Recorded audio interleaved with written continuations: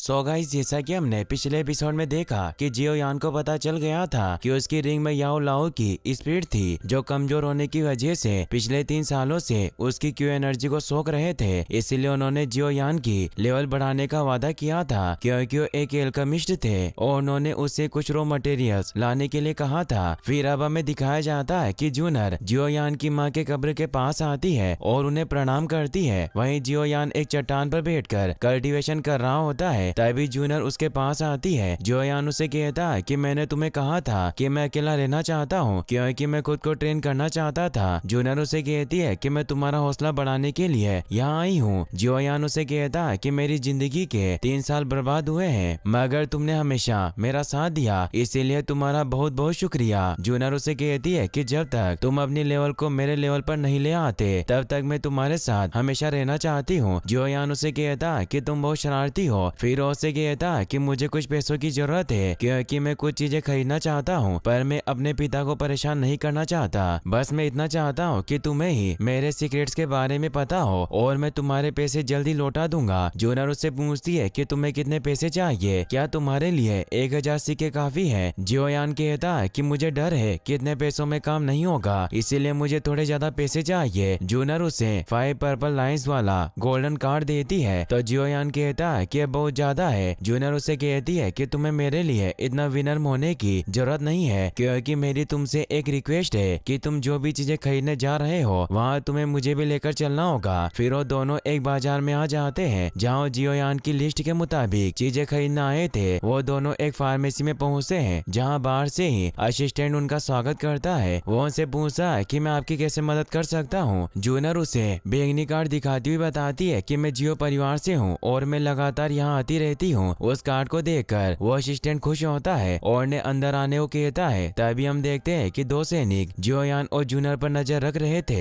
Assistant उन दोनों को बताता है कि हमारी फैक्ट्री में आकर रॉ मटेरियल्स प्राप्त करना बहुत अच्छा है क्योंकि ऑक्शन हाउस से हमारे रिलेशनशिप बहुत अच्छे हैं, जिस वजह से आपको जो भी चीजें चाहिए वो यहाँ जरूर मिलेगी। यहाँ तक कि हमारे पास अंडरवर्ल्ड ब्लड क्रिस्टल भी मौजूद है। जियोयान जूनर से पूछता है कि अंडरग्राउंड ब्लड क्रिस्टल क्या है। जूनर उसे बताती है कि पूरे क्यू कॉन्टिनेंट में इसे एक रेयर मटेरियल माना जाता है। असिस्टेंट कहता है कि मैं तुम्हें इसके बारे में बाद में बताऊंगा, पर तुम अभी यहाँ क्या खरीदना आए हो। जियोयान उसे कहता है कि हमें 20 साल पुराने पर्पल आखिरी लीव्स के 3 टुकड़े और 5 साल पुराने बोन वाश फ्लावर के 2 टुकड़े चाहिए। जूनर कहती है कि आप इन दोनों चीजों को पैक मत करना क्योंकि हमें उनकी क्वालिटी चेक करनी है। तो असिस्टेंट वहाँ से इन मटेरियल्स को लेने चला जाता है। रिंग से याओ लाओ जियोयान को कहते हैं कि वास्तव में लड़कियां काफी स्मार्ट होती है पर मैं फिर से उन मटेरियल्स की क्वालिटी चेक करूंगा। अब असिस्टेंट उन्हें पर्पल आखिरी लीव्स के 3 टुकड़े और बोन वॉश्ड फ्लावर के 2 टुकड़े दिखाता है। जियोयान रिंग की मदद से उनकी क्वालिटी चेक करता है और वाकई उनकी क्वालिटी अच्छी होती है। वो असिस्टेंट बताता है कि इनके 2000 सिक्के हुए और जियोयान से पूछता है कि आपका इतने महंगे रॉ मटेरियल्स को खरीदने का क्या उद्देश्य है। जियोयान कहता है कि एक सीक्रेट है जो मैं आपको नहीं बता सकता।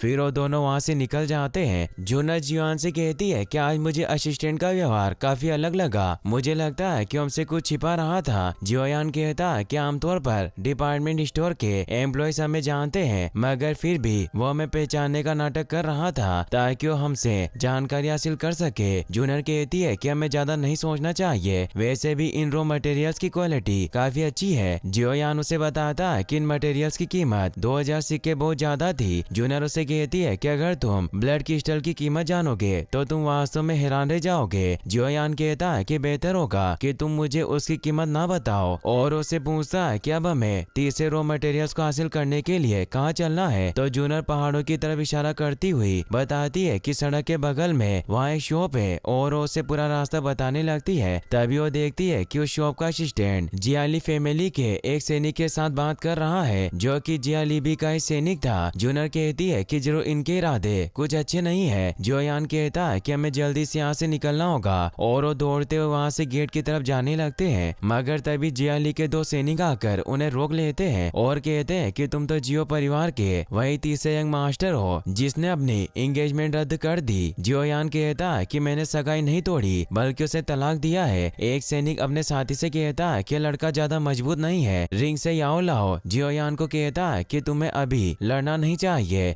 बल्कि इन रॉ मटेरियल्स को बचाना चाहिए। तो जियोयान जूनर को लेकर वहाँ से भागने लगता है। वो सैनिक उनका पीछा करते हैं मगर जियोयान और जूनर तेजी से आगे निकल जाते हैं, जिससे उन्हें चकमा देने में कामयाब हो जाते हैं। जियोयान काफी थक जाता है और वो जूनर से कहता है कि मुझे उम्मीद नहीं थी कि वो बुढ़ा जिया ली भी हम पर हमला करने के लिए इतना उतावला होगा। जूनर कहती है कि हम जिस स्टोर में सामान खरीदने जाते थे वहाँ के लोग उनसे मिले हुए होंगे, इसीलिए हमें दूसरे स्टोर को खोजना होगा। जियोयान कहता है कि हमें ऐसी दुकान खोजनी चाहिए जिसे जियो फैमिली के द्वारा कंट्रोल किया जाता हो। फिर वो दोनों वहाँ से निकल जाते हैं। वहीं जिया ली का बेटा याओ भी बाजार में आ जाता है, जहाँ एक आदमी उसे टकरा जाता है। तभी उसके सैनिक आकर बताते हैं कि हम जियोयान को पकड़ने में असफल रहे। तो उसे बहुत गुस्सा आता है और वो जिस आदमी से टकराया था उसे दूर फेंक देता है। इससे डरकर वो सैनिक उससे माफी मांगते हैं। तभी एक दूसरा सैनिक याओ से कहता है कि सियोपा पिलांग फार्मेसी में हमें जो जानकारी मिली उससे हमें पता चला कि जियोयान ने कच्चा माल खरीदने के लिए 2000 सिक्के दिए हैं। याओ कहता है कि जरूर जियोयान ने किसी एल्केमिस्ट को काम पर रखा है। सैनिक बताता है कि हमें जासूसों से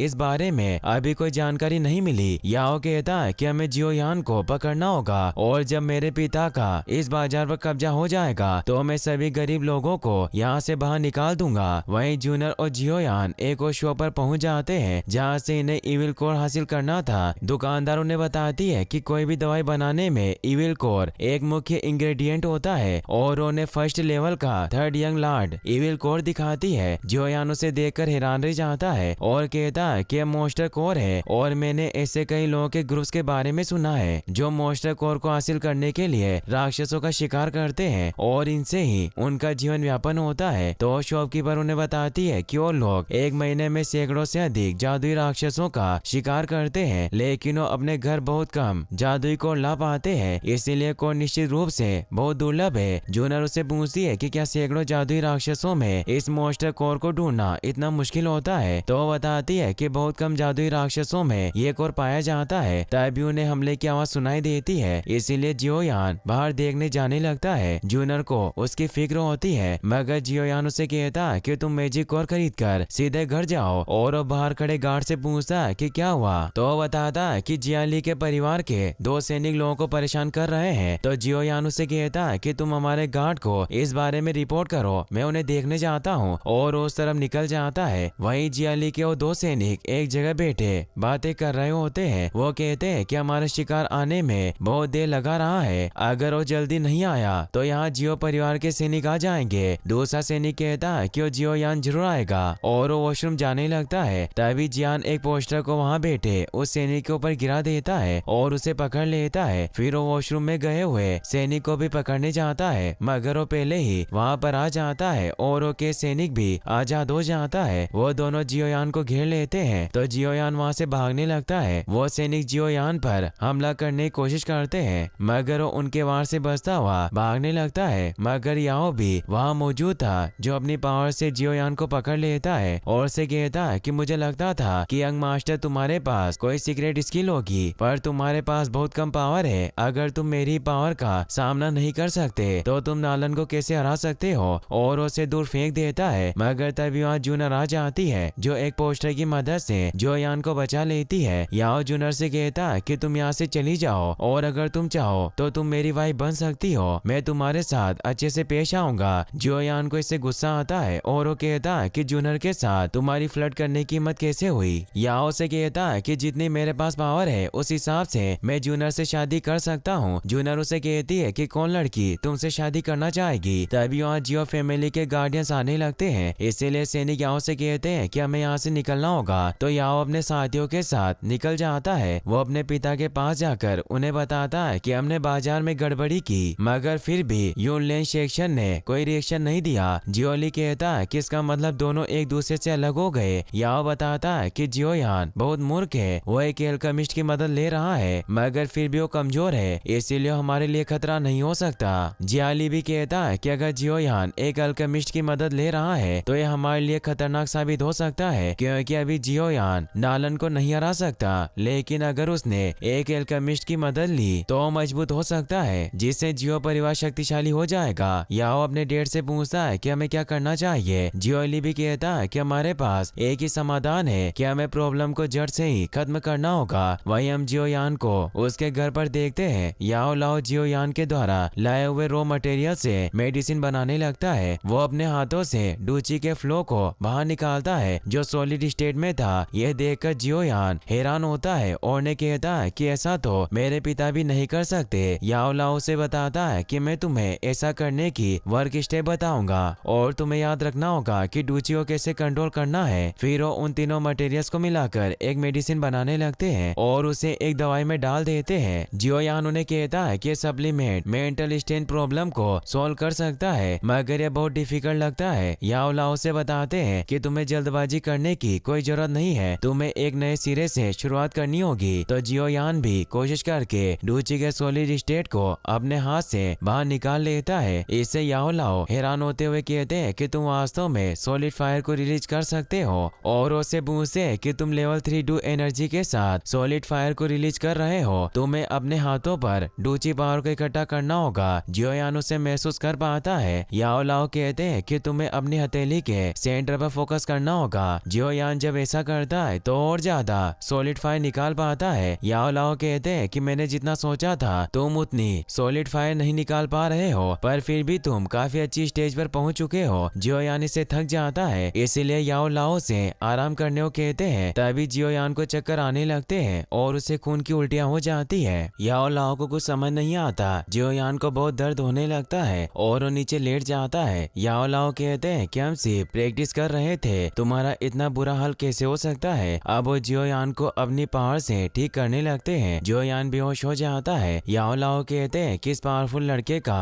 भाग्य बहुत बेकार है और अब वो जियो लाओ के अंदर अपनी पावर डालने लगते हैं और कहते हैं कि अब मेरा फ्यूचर तुम पर डिपेंड करता है, इसीलिए मैं तुम्हें ठीक करने का अवसर ले रहा हूँ जिससे मैं तुम्हारी डूची का लेवल 4थे स्तर तक बढ़ा दूंगा। और वो अपनी पावर से उसका लेवल बढ़ाने लगते हैं जिससे वहाँ एक तेज रोशनी निकलती है। फिर हमें अगले दिन ऑक्शन हाउस को दिखाया जाता है जहाँ सभी लोग इकट्ठा होते हैं क्योंकि अगले सप्ताह वहाँ नीलामी होने वाली थी, इसीलिए लोग वहाँ टिकट लेने आए थे और वो सभी लोग अपनी अपनी सीटें बुक करवाने लगते हैं। वहाँ जान जियो का साथी एल्डर भी स्पेशल पोजीशन के लिए टिकट लेने आता है। वहाँ उसे पता चलता है कि स्पेशल पोजीशन को जिया ली भी और एओबा परिवार ने भी बुक किया है। वो ये बात बाहर जाकर जान जियो को बताता है, इससे उन्हें गुस्सा आता है। वहीं हम ऊपर रूम में एक लेडी को देखते हैं जो इस ऑक्शन हाउस की मैनेजर थी। उसका नाम याफे होता है, जिसे एक आदमी आकर बताता है कि इस बार ऑक्शन में तीनों बड़े परिवार आने वाले हैं। याफे उसे वहाँ से जाने को कहती है और वो सोचती है कि उन बड़े परिवारों के बीच कंपटीशन बहुत इंटेंस होने वाला है और अगर हम न्यूट्रल रहे तो हम अच्छा मुनाफा कमा सकते हैं। वहीं हम जियो यान को देखते हैं जो मोमोज खा रहा होता है। याओ लाओ से कहता है कि मेरे शिष्य आराम से खाओ वरना तुम्हारा दम घुट जाएगा। जियो यान कहता है कि मैं कुछ दिनों तक बेहोश रहा और मैं सॉलिड फायर पर काबू नहीं कर पाया, इसीलिए मुझे अपने फेलियर के लिए खाना खाना चाहिए। याओ लाओ कहते हैं कि बेशरम लड़के, जब तुम ट्रेनिंग ले रहे थे तब तुम लगभग मौत की कगार पर थे और तुम्हारा बहुत खून बहा, पर मैंने तुम्हारी जिंदगी बचाई और मैंने तुम्हें लेवल 4 पर पहुंचने में मदद की। जियो यान इससे खुश होता है कि मैं लेवल 4 पर पहुंच गया हूं और याओ लाओ को कहता है कि आप बहुत अच्छे हैं। याओ लाओ कहते हैं कि कुछ भी नहीं है और उसे अपनी पावर से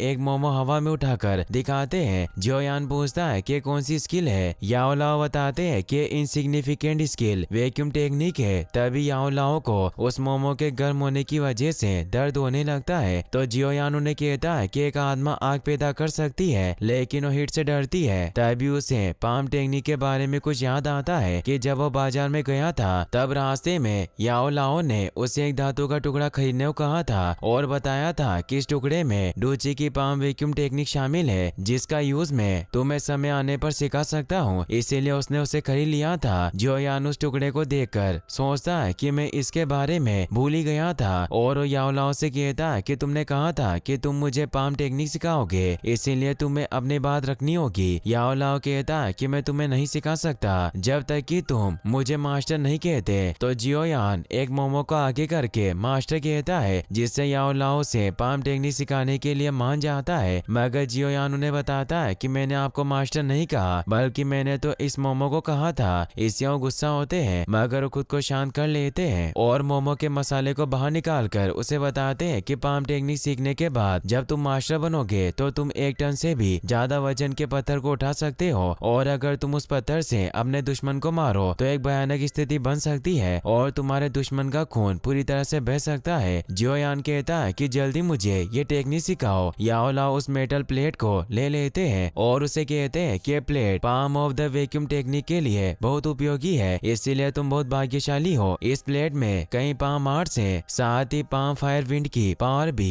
फिर वो पाम फायर विंड से एक पॉट को खत्म कर देते हैं। इससे जियोयान खुश होता है और ने कहता है कि मास्टर मुझे ये सब कुछ सिखाओ। याओ लाओ कहते हैं कि तुम्हें इतनी जल्दबाजी नहीं करनी चाहिए। जब तुम इन दोनों पाम टेक्निक के मास्टर बन जाओगे तो मैं तुम्हें एडवांस पाम लेवल टेक्निक सिखाऊंगा। जियोयान खुश होता हुआ पूछता है कि उस टेक्निक का क्या नाम है। याओ लाओ कहते हैं कि अभी के लिए एक रहस्य है। फिर हम देखते हैं कि जियोयान वैक्यूम पाम टेक्निक को सीखने की कोशिश करने लग जाता है, मगर वो पावर अभी काम नहीं करती। जियोयान जियो फैमिली के प्रैक्टिस एरिया में पहुंचता है जहां जूनर जियो निंग के साथ फाइट कर रही होती है। जियोयान भी उनका मैच देख रहा होता है। जूनर उसे यहाँ देखकर खुश होती है और जियो निंग पर हमला करके उसे दूर गिरा देती है। जियोयान जूनर के पास आता है और से कहता है कि हमें मिले हुए कई दिन हो गए। जूनर को एहसास होता है कि वो लेवल 4 पर पहुंच गया है, इसीलिए उससे कहती है कि तुम स्तर 5 पर पहुंच गए। तुमने अकेले छिप छिप कर अभ्यास किया और जब तुम मेरे साथ नहीं थे मुझे काफी बोरिंग फील हुआ, इसीलिए मैं यहाँ खेलने आ गई। निंग जियोयान से कहता है कि तुम यहाँ क्या कर रहे हो। जूनर उसे कहती है कि ये यहाँ क्यों नहीं आ सकता। जियोयान अभी भी परिवार का हिस्सा है। जियोयान जूनर के कंधे पर हाथ रखता है जिससे निंग गुस्सा होकर वहाँ से चला जाता है। जूनर यहाँ से कहती है कि भले ही तुम लेवल 4 पर पहुंच चुके हो पर तुम निंग जैसे लड़के से नहीं लड़ सकते जो लेवल 8 पर है, इसीलिए तुम्हें कुछ दूसरी टेक्निक में महारत हासिल करनी होगी। और उसे एक स्क्रॉल निकाल कर देती है जिसमें रॉक क्रशिंग पाम टेक्निक थी, इसीलिए जियोयान को बताती है कि लेवल 4 के लोगों के लिए बहुत यूजफुल है, इसीलिए तुम्हें इसकी प्रैक्टिस करनी चाहिए। जियोयान उसे धन्यवाद देता है और कहता है कि मैं इसे जरूर सीखूंगा।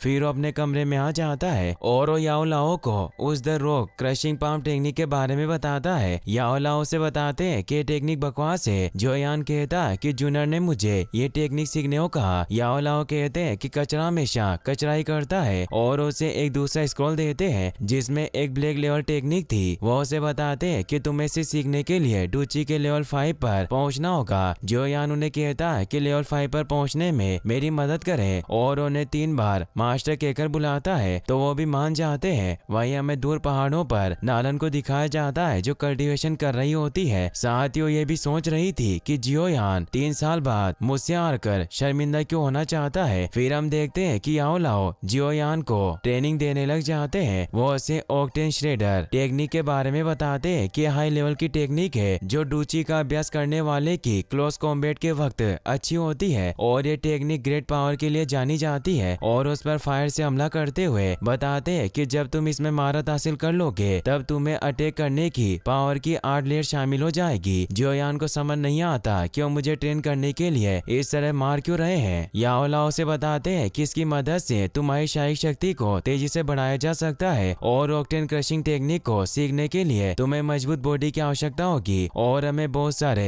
रॉ मेडिसिन की भी जरूरत पड़ेगी, इसीलिए तुम्हें अगली बार और ज्यादा शॉपिंग करनी होगी। जियोयान उन्हें बताता है कि अब तक मैंने जूनर के पैसे भी नहीं लौटा है और अब मैं और ज्यादा पैसे कहां से लाऊंगा। याओ लाओ से तेजी से मारने लगते हैं और कहते हैं कि मुझे इस बात की परवाह नहीं है, तुम्हें रॉ मटेरियल्स को प्राप्त करने का तरीका ढूंढना होगा। फिर हमें ऑक्शन हाउस को दिखाया जाता है जहाँ जियोयान भेष बदल कर पहुंच जाता है। उसने एक सोल से खुद को कवर कर लिया था ताकि कोई उसे पहचान न सके और वो अपने साथ उस सीरम को भी लेकर आया था जो याओ लाओ ने उसके लिए बनाया था। याओ लाओ से कहते हैं कि तुमने मुझे पहले क्यों नहीं बताया कि तुम इसे नीलाम करना चाहते हो। जियोयान कहता है कि हमारे पास और रॉ मटेरियल्स खरीदने के पैसे नहीं है और वैसे भी ये मेरे किसी काम का नहीं है, इसीलिए इसे रखना बेकार होगा और मुझे उम्मीद है कि स्पिरिचुअल एलिक्सियर हमारे लिए बहुत धन लाएगा। याओ लाओ कहते हैं कि तुम बहुत होशियार हो। जियोयान ऑक्शन हाउस के अंदर जाता है जहाँ याफे से मिलता है और उसे वो स्पिरिचुअल एलिक्सियर दिखाता है। याफे उसकी जांच करती है जिससे उसे पता चलता है कि प्रोडक्ट बिना किसी साइड इफेक्ट के बहुत हल्का है, इसीलिए रैंक 2 का एलिक्सियर होगा। और वो जियोयान से पूछती है कि क्या तुम सच में इसे नीलाम करना चाहते हो। जियोयान कहता है कि मैं चाहता हूँ कि आप इसे जल्द से जल्द नीलाम कर दे। तो उस एलिक्सियर को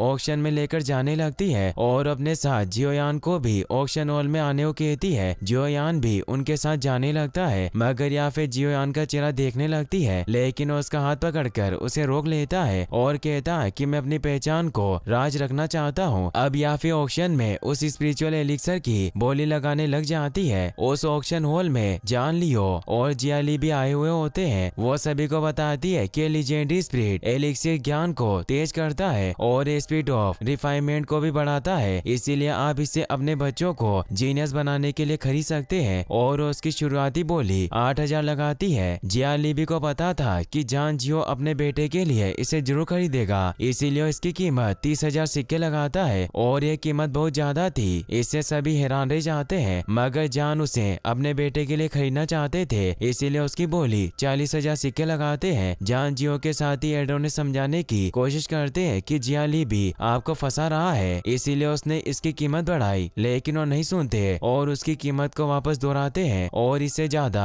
उसकी बोली कोई नहीं लगाता। इसीलिए एलिक्सर अब जान जियो का हो जाता है और यहीं पर यह एपिसोड खत्म होता है। गाइस, अगर आप इसका नेक्स्ट एपिसोड भी जल्दी देखना चाहते हैं तो इस वीडियो को लाइक करने के साथ साथ चैनल को सब्सक्राइब जरूर कर लें। Thanks for watching.